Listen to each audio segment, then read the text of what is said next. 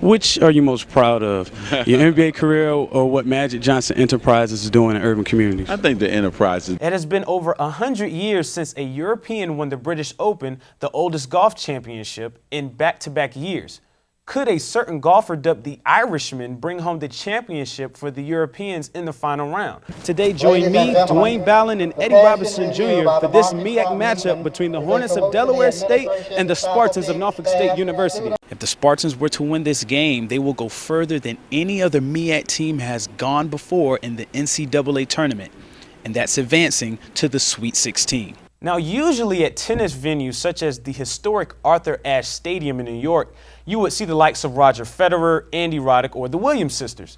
Well, last night, the WNBA held the first outdoor regular season game in professional basketball history.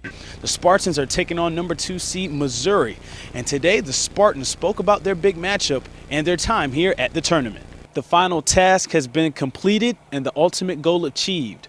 The Virginia Destroyers are the 2011 United Football League champions, led by head coach Marty Schottenheimer, who from day one said this is what he would bring to Hampton Roads. Hey, the offense is still clicking. Wiley hitting his receivers, and of course, D'Angelo Branch, 4 touchdowns rushing tonight.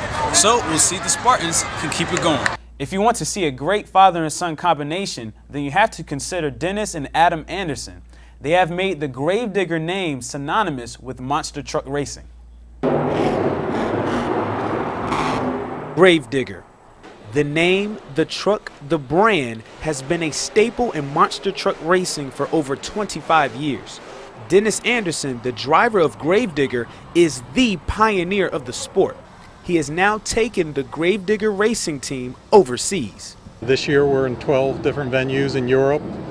We've been to Costa Rica so far this year. Looks like towards October we're scheduled to go to Mexico City, so we're definitely getting to be worldwide. Dennis Anderson, the original Gravedigger, has taken monster truck racing to what it is known today.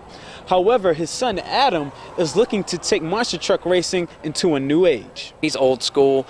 Not, and his truck was safe and the stuff he had was safe, but I'm giving him new stuff that's enabling him to drive harder than he's ever drove before now, which is a good thing because I try out all the new stuff and I'm not scared to do it.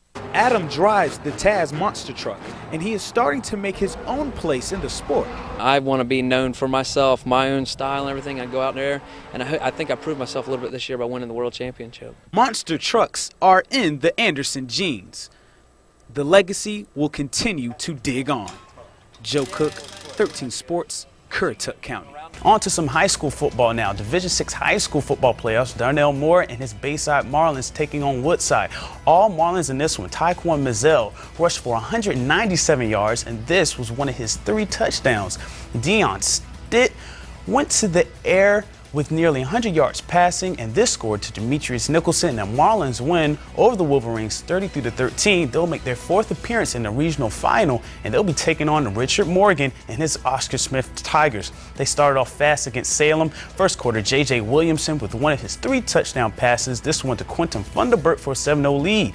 J.C. Coleman with the big night, 12 carries for 170 yards, 66 of them here on this run, and the Tigers beat the Sun Devils 48-7.